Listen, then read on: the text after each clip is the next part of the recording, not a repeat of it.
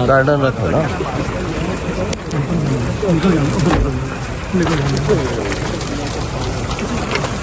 आ जाओ आ जाओ। मैं तसल्ली जा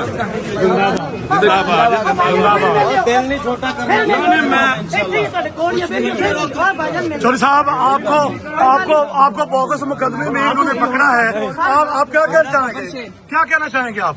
इंशाल्लाह ये मुकदमा भी झूठा वा, ਜਿਹੜਾ ਕੱਲ ਹੋਇਆ ਸੀ ਉਹ ਵੀ ਝੂਠਾ ਵਾ। मैं अपने मकसद ते अपने ਜਿਹੜਾ ਬਿਆਨੀਅਤ ਤੇ ਹਜੇ ਵੀ ਕਾਇਮ ਆ। इंशाल्लाह मैं जिथे खड़ा सी मैं उत्थे ही खड़ा। ਮੈਨੂੰ ਇਹ ਮਾਰ ਵੀ ਦੇਣ ਤੇ ਤਾਂ ਵੀ ਮੈਂ ਇੱਥੇ ਹੀ खड़ा। मेरे ऊपर एक ही पर्चा था 3/2023। मैं उसमें प्रोटेक्टिव बेल करवा के पाकिस्तान आया था। इन्होंने जब मैं पाकिस्तान पहुंचा तो पिछली डेटों में मेरे ऊपर 20/2023 एक झूठा मुकदमा, उसमें मुझे मुल्तान एयरपोर्ट से गिरफ्तार कर लिया। मैं सिलेंडर होने के लिए खुद ही हाजिर हुआ था। 27/12/2023 मेरी डेट थी हाई कोर्ट अदालत से। तो इन्होंने मुझे 25 तारीख को ही गिरफ्तार कर लिया, जिसमें राहदारी के लिए एक दिन के लिए एंटी करप्शन पाकपतन ने रखा मुझे। उसके बाद 27 तारीख को जब मुझे मकामी अदालत में मजिस्ट्रेट के सामने पेश किया तो उसमें जज साहब ने मेरिट पे फैसला करते हुए उस झूठे मुकदमे में मुझे डिस्चार्ज कर दिया। FIA या एंटी करप्शन ने आपके साथ कोई तशद्दुद तो नहीं किया? नहीं नहीं, कोई ऐसी बात नहीं है। इन्होंने मेहरबानी की है, लेकिन एक ज्यादती की है एंटी करप्शन ने कि जिस मुकदमे में मेरी 27/12/2023 को जमानत थी रात 12 बजे तक, तो इन्होंने मुझे अदालत के अंदर से गिरफ्तार किया। चौधरी साहब का कहना है कि अपने आला अदालत के पास गया हूं और उसमें कंटेप्ट लगी है। 22 तारीख को ये जवाब दे होंगे कि क्यों गिरफ्तार किया। चौधरी साहब ने कहा है कि मुझे इन्होंने नजायज गिरफ्तार किया है। इंतहा हो गई है, मैं फिर भी सहन को तैयार हाँ। इंशाल्लाह अल्लाह की मेहरबानी नाल अल्लाह साडे नाल आ। रात ना जाओ, इन्होंने प्रोटेक्टिव बेल के दौरान मैनू गिरफ्तार किया। जेड़ा झूठा पर्चा दिता उस डिस्चार्ज की हो गई है, लेकिन फिर भी मैं अपना मामला अपने अल्लाह के सुपुर्द किया। मेरी जमानत हो गई है। हाई कोर्ट ने 27 तारीख तक की मेरी प्रोटेक्टिव बेल दी है। इन्होंने 25 तारीख को मैनू गिरफ्तार कर लिया। अज ਜਿਹੜਾ ਨਵਾਂ ਪਰਚਾ ਦਿੱਤਾ ਸੀ 20/2023 ਉਹਦੇ ਵਿੱਚ ਵੀ ਜੱਜ ਸਾਹਿਬ ਨੇ ਮੈਨੂੰ ਡਿਸਚਾਰਜ ਕਰ ਦਿੱਤਾ। 27 ਤਰੀਕ ਅੱਜ ਇਹ ਮੈਨੂੰ ਫਿਰ ਫੜ ਕੇ ਲੈ ਕੇ ਜਾ ਰਿਹਾ, ਮੇਰੀ ਹੱਥਕੜੀ ਨਹੀਂ ਖੋਲ ਰਿਹਾ। ਇਹ ਜ਼ੁਲਮ ਕਦੋਂ ਤੱਕ ਚੱਲੇਗਾ? ਇਹ ਜ਼ੁਲਮ ਕਦੋਂ ਤੱਕ ਚੱਲੇਗਾ? ਇਹ इंशाअल्लाह अल्लाह ਦੀ ਮਿਹਰਬਾਨੀ ਨਾਲ ਹੱਕ ਸੱਚ ਦੀ ਜਿੱਤ ਹੋਵੇਗੀ। इंशाअल्लाह ਇਹ ਗੁਲਾਮ ਨਬੀ ਸਾਹਿਬ ਨੇ ਜੀ ਚਾਬੀ ਇਹਨਾਂ ਦੇ ਕੋਲ ਆ, ਇਹ ਨਹੀਂ ਖੋਲ ਰਿਹਾ। बिस्मिल्लाहिर्रहमानिर्रहीम। अल्लाह के हुक्म से मैंने बोर्डिंग कार्ड ले लिया है। अब इंशाअल्लाह मैं जहाज़ के लिए जा रहा हूँ। तो इंशाअल्लाह बशर्ते ज़िंदगी शाम रात को 11 बजे मैं मुल्तान एयरपोर्ट पे पहुँच जाऊँगा। तो उसके बाद इंशाअल्लाह आप लोगों की खिदमत में हाज़िर हो जाऊँगा। शुक्रिया।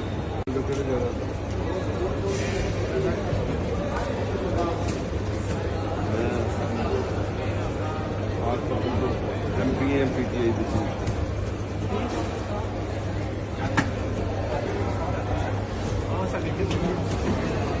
इलेक्शन हो रहा है ना पंजाब से।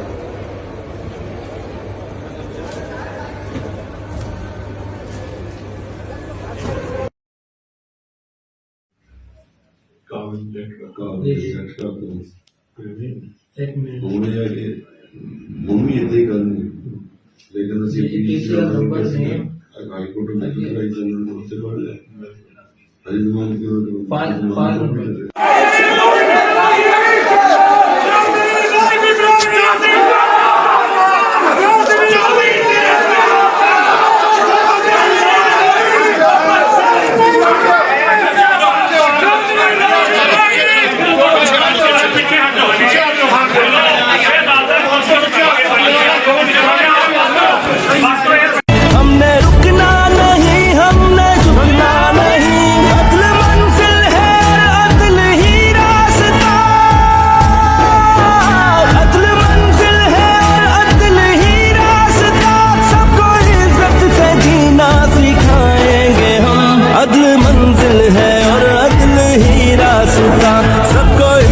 से जीना सिखाएंगे हम। तुमने जब भी पुकारा हमें ऐ वतन, तेरे गुलशन को फिर से सजाएंगे हम।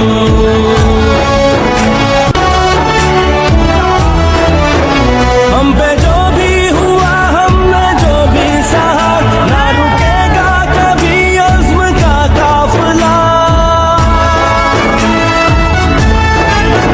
हम पे जो भी हुआ हमने जो भी सहा, ना रुकेगा कभी अज़्म का काफिला।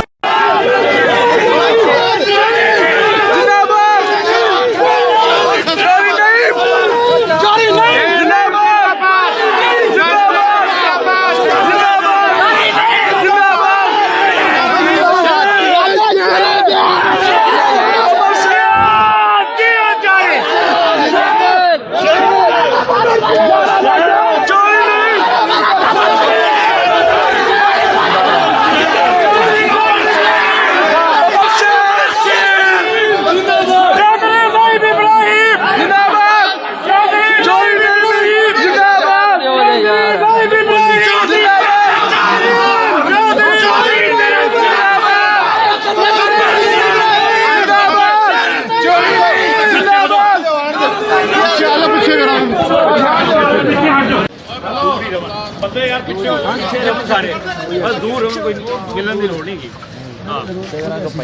दूर खलो के बस देख के ही सीना ठर जाएगा, कोई ऐसी गल नहीं। पीछे यार पीछे अस्सलाम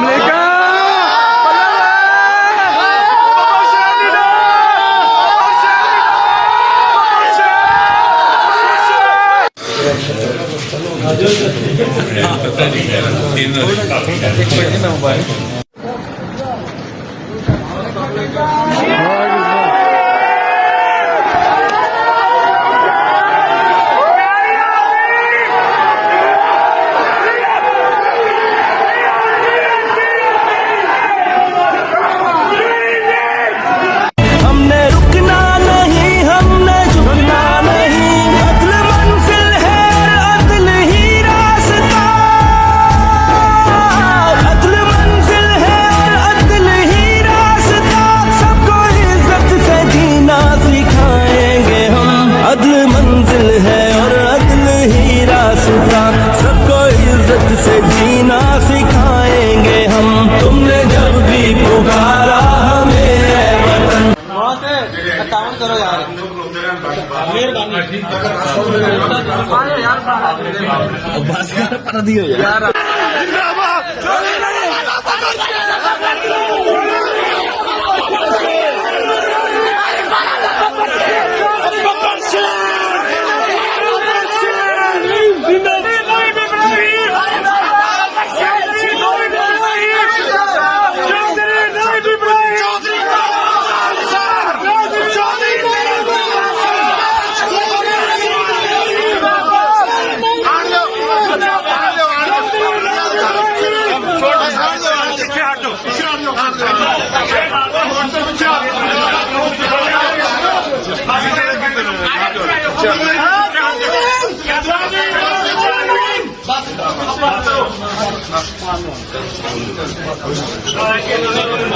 बड़ा चादर खुला चादर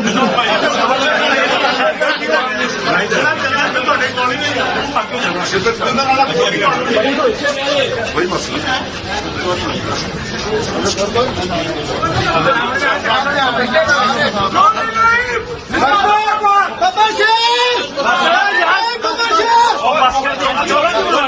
कोई बंदा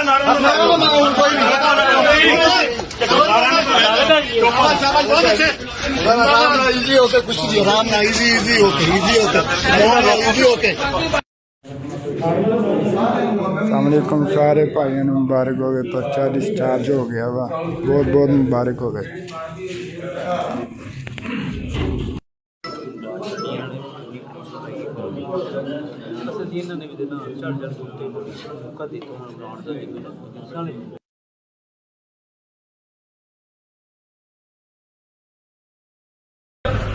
जुल्म की इंतहा हो गई है। मैं फिर भी सहन को तैयार हाँ इंशाअल्लाह। ਅੱਲਾ ਦੀ ਮਿਹਰਬਾਨੀ ਨਾਲ ਅੱਲਾ ਸਾਡੇ ਨਾਲ ਆ ਤੁਸੀਂ ਰਾਮ ਨਾਲ ਜਾਓ। ਇਹਨਾਂ ਨੇ ਪ੍ਰੋਟੈਕਟਿਵ ਬੇਲ ਦੇ ਦੌਰਾਨ ਮੈਨੂੰ ਗ੍ਰਿਫਤਾਰ ਕੀਤਾ। ਜਿਹੜਾ ਝੂਠਾ ਪਰਚਾ ਦਿੱਤਾ ਉਹ 'ਚ ਡਿਸਚਾਰਜ ਕੀ ਹੋ ਗਈ ਆ, ਲੇਕਿਨ ਫਿਰ ਵੀ ਮੈਂ ਆਪਣਾ ਮਾਮਲਾ ਆਪਣੇ ਅੱਲਾ ਦੇ ਸਪੁਰਦ ਕੀਤਾ। ਮੇਰੀ ਜ਼ਮਾਨਤ ਹੋ ਗਈ ਆ। ਹਾਈ ਕੋਰਟ ਨੇ 27 ਤਰੀਕ ਤੱਕ ਦੀ ਮੇਰੀ ਪ੍ਰੋਟੈਕਟਿਵ ਬੇਲ ਦਿੱਤੀ ਆ। ਇਹਨਾਂ ਨੇ 25 ਤਰੀਕ ਤੋਂ ਮੈਨੂੰ ਗ੍ਰਿਫਤਾਰ ਕਰ ਲਿਆ। ਅੱਜ ਜਿਹੜਾ ਨਵਾਂ ਪਰਚਾ ਦਿੱਤਾ ਸੀ 20/2023 ਉਹਦੇ ਵਿੱਚ ਵੀ ਜੱਜ ਸਾਹਿਬ ਨੇ ਮੈਨੂੰ ਡਿਸਚਾਰਜ ਕਰ ਦਿੱਤਾ। 27 ਤਰੀਕ ਅੱਜ ਇਹ ਮੈਨੂੰ ਫਿਰ ਫੜ ਕੇ ਲੈ ਕੇ ਜਾ ਰਿਹਾ, ਮੇਰੀ ਹੱਥਕੜੀ ਨਹੀਂ ਖੋਲ ਰਿਹਾ। ਇਹ ਜ਼ੁਲਮ ਕਦੋਂ ਤੱਕ ਚੱਲੇਗਾ? ਇਹ ਜ਼ੁਲਮ ਕਦੋਂ ਤੱਕ ਚੱਲੇਗਾ? ਇਹ ਇਨਸ਼ਾਅੱਲਾ ਅੱਲਾ ਦੀ ਮਿਹਰਬਾਨੀ ਨਾਲ ਹੱਕ ਸੱਚ ਦੀ ਜਿੱਤ ਹੋਵੇਗੀ। ਇਨਸ਼ਾਅੱਲਾ ਇਹ ਗੁਲਾਮ ਨਬੀ ਸਾਹਿਬ ਨੇ ਜੀ ਚਾਬੀ ਇਹਨਾਂ ਦੇ ਕੋਲ ਆ, ਇਹ ਨਹੀਂ ਖੋਲ ਰਿਹਾ। ਮੈਂ ਫਿਰ ਵੀ ਸਹਿਣ ਨੂੰ ਤਿਆਰ ਹਾਂ। ਇਨਸ਼ਾਅੱਲਾ ਅੱਲਾ ਦੀ ਮਿਹਰਬਾਨੀ ਨਾਲ ਅੱਲਾ ਸਾਡੇ ਨਾਲ ਆ ਤੁਸੀਂ ਆਰਾਮ ਨਾਲ ਜਾਓ। ਇਹਨਾਂ ਨੇ ਪ੍ਰੋਟੈਕਟਿਵ ਬੇਲ ਦੇ ਦੌਰਾਨ ਮੈਨੂੰ ਗ੍ਰਿਫਤਾਰ ਕੀਤਾ। ਜਿਹੜਾ ਝੂਠਾ ਪਰਚਾ ਦਿੱਤਾ ਉਹ 'ਚ ਡਿਸਚਾਰਜ ਕੀ ਹੋ ਗਈ ਆ, ਲੇਕਿਨ ਫਿਰ ਵੀ ਮੈਂ ਆਪਣਾ ਮਾਮਲਾ ਆਪਣੇ ਅੱਲਾ ਦੇ ਸਪੁਰਦ ਕੀਤਾ।